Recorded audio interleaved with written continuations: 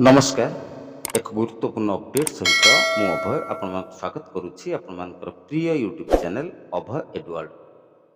बंधुगण, समग्र देश में प्राथमिक विद्यालय रे कार्य करुथिबा शिक्षक शिक्षयित्री मानकर चाकरी बंचेबा एवं पदोन्नति पाई ओटीटी रो आवश्यकता को नहीं मान्यवर सुप्रीम कोर्ट को राय परिप्रेक्षी रे समग्र देश में कार्यरत लक्ष लक्ष प्राथमिक शिक्षक मानक मध्यरे एक द्वंद्व सृष्टि होइथिबा बेले एबे एबे directorate of elementary education Odisha Bhubaneswar पक्षरु राज्यर समस्त जिला शिक्षाधिकारी एवं समस्त ब्लॉक शिक्षाधिकारी माननकु एक लेटर करा जायछि। जो लेटर सब्जेक्ट रही information on passing of OTT 1 and 2 examination. आम राज्य में कार्यरत समस्त प्राथमिक शिक्षक मानक मध्यरु केउ माने ओटीटी 1 बा ओटीटी 2 परीक्षा रे उत्तीर्ण होइछंती सेमानकर तथ्य directorate of elementary education Odisha Bhubaneswar मागिचंती राज्यर समस्त डीओ एवं बीओ मानकु 7 मार्च 2026 रे ए लेटरटी करा जायछि एवं ए लेटर स्पष्ट भाव में कह जे विदिन 7 डेज अर्थात 7 दिन मध्य डीओ माने बीओ माने राज्य रे कार्यरत प्राथमिक शिक्षक शिक्षयित्री मानक मध्यरु केते जन ओटीटी पास करचंती अर्थात ओटीटी पेपर 1 बा ओटीटी पेपर 2 पास करचंती सेमानकर तथ्य प्रदान करिवे। एई दृष्टिरु ए लेटरटी अत्यंत गुरुत्वपूर्ण जे ई तथ्यरु आसेस करा जाय परिबो सुप्रीम कोर्ट को निर्देश अनुसार कार्यरत समस्त शिक्षक शिक्षयित्री माननकु 2 वर्ष मध्य सुप्रीम कोर्ट को जो आदेश आछि आदेश आसीबार 2 वर्ष मध्य ओटीटी पास करिया पई पड़िबो नचेत सेमाने सेमानकर चाकरी हरेइबे। द्वितीयत पदोन्नति पाई ओटीटी पास करिबा एकांत आवश्यक।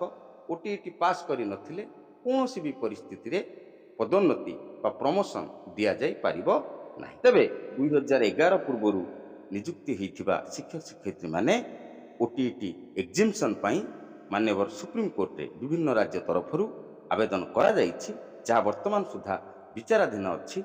किंतु आमे केवल एई निष्कर्ष रे वर्तमान पाई पहुंची परिबा जे राज्य रे कार्यरत शिक्षक शिक्षयित्री मानक मध्यरु केते जन शिक्षक शिक्षयित्री अद्यावधि ओटीटी 1 बा ओटीटी 2 पास करिसेंती तार तथ्य विभाग पाखरे रहिबा अत्यंत आवश्यक। या द्वारा दुईटी कार्य करा जाय परिबो जेउ माने वर्तमान सुधा ओटीटी पास करि पारि नाहंती जेहेतु सेमानकर चाकरी विपद रे तेणु सेमानक पई सरकार स्वतंत्र ओटीटी व्यवस्था करि पारंती एवं जेउ माने ऑलरेडी ओटीटी पास करि सारलेनी जेहेतु राज्य रे हजार हजार संख्यक प्रमोशनल पोस्ट वेकेंट अछि लेवल 5 ए रु बी को शिक्षक शिक्षयित्री मान जाई पर नाहंती लेवल 4 को जाई पर नाहंती लेवल 3 को जाई पर नाहंती एबीओ प्रमोशन एई परिप्रेक्षी रे ओटीटी पास करथिबा शिक्षक शिक्षयित्री मानकर संख्या को एसेस करा जाई परले परवर्ती समय रे पदोन्नति पाई मध्य प्रक्रिया आरंभ करा जाई परिबो। तबे आसंतु इ लेटर रे कोन लेखा जाईची से संबंध रे टिके स्पष्ट भाव रे जानि नब। इ लेटर रे कह जाईची madam sir in inviting a reference to the above noted subject you are instructed to furnish the information to qualifying the OTT 1 and 2 examination by the elementary teachers। अर्थात राज्य रे कार्यरत समस्त प्राथमिक शिक्षक माने जो माने ओटीटी 1 एवं ओटीटी 2 परीक्षा रे उत्तीर्ण होइचंती सेमानकर तथ्य प्रदान करबा संबंध रे कह जाय 7 मार्च 2026 रे लेटर करा जायछि एवं कह जायछि 7 दिन मध्य रे निश्चित भाव रे ए तथ्य एक्सेल शीट रे उभय सॉफ्ट कॉपी एवं हार्ड कॉपी रे प्रदान करिया उचित। आमे किंतु समस्ते जानिबा निहाती आवश्यक जे सरकार जो तथ्य मागिचंती सेथिरे कोन कोन तथ्य देबा पई पड़िबो। फॉर्मेट को आपण माने देखि परथिबे प्रथम रहिछि सीरियल नंबर देन रहिछि नेम ऑफ द डिस्ट्रिक्ट तापर रहिछि नेम ऑफ द ब्लॉक तापर रहिछि नेम ऑफ द स्कूल तापर रहिछि नेम ऑफ द टीचर विद्यालय रो नाम रहिबो तापर विद्यालय रे कार्यरत शिक्षक शिक्षयित्री मानक नाम रहिबो तापर डेट ऑफ बर्थ जन्म तारीख रहिबो एजुकेशनल क्वालिफिकेशन शिक्षागत योग्यता तांकर कोन रहिछि ताहा मध्य रहिबो date of joining in service କେଉଁ ତାରିଖରେ ଏହି ଶିକ୍ଷକ ଜଣକ ଚାକିରିରେ ପ୍ରବେଶ କଲେ, ଯୋଗ ଦେଲେ, ସେ ସମ୍ବନ୍ଧରେ ତଥ୍ୟ ରହିବ। ତା ଛଡ଼ା date of passing OTET 1 and OTET 2 examination, କେଉଁ ତାରିଖରେ ଏହି ଶିକ୍ଷକ ଜଣକ OTET 1 ବା OTET 2 ପାସ୍ କଲେ ତାର ତଥ୍ୟ ମଧ୍ୟ ଆପଣମାନଙ୍କୁ ଅନୁରୋଧ ରଖିବି ଯେ ଯେଉଁମାନେ OTET କମ୍ପ୍ଲିଟ୍ କରିସାରିଛନ୍ତି ଆପଣମାନେ ଆପଣଙ୍କର କନସର୍ନ BO ଅଫିସରେ ଆପଣଙ୍କର OTET ପାସ୍ ସମ୍ବନ୍ଧୀୟ ତଥ୍ୟଟି ପ୍ରଦାନ କରିଦିଅନ୍ତୁ। ଆପଣ OTET ପାସ୍ କରିଥାଇପାରନ୍ତି କିନ୍ତୁ ଅଫିସ ଜାଣିବା ଦରକାର ଯେ ଆପଣ OTET ପାସ୍ କରିସାରିଲେଣି।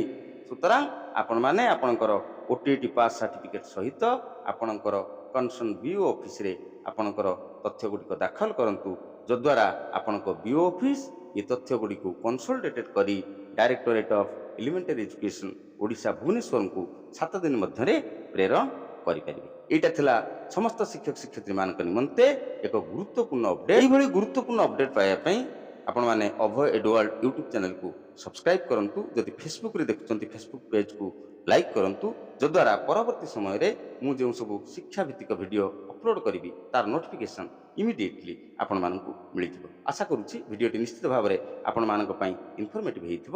ହୃଦୟରୁ ଗୋଟିଏ ଲାଇକ୍ କରିବେ ଏବଂ ଏ ଭିଡ଼ିଓକୁ ବହୁ ମାତ୍ରାରେ ଅନ୍ୟ ସମସ୍ତ ଶିକ୍ଷକ ବନ୍ଧୁମାନଙ୍କୁ ହ୍ୱାଟ୍ସଆପ୍ ଜରିଆରେ ସେୟାର କରିବେ, ଯଦ୍ୱାରା ସେମାନେ ମଧ୍ୟ ଏହି ଗୁରୁତ୍ୱପୂର୍ଣ୍ଣ ସୂଚନାଟି ପାଇପାରିବେ। ବର୍ତ୍ତମାନ ପାଇଁ ଏଇଠି ରହିବା।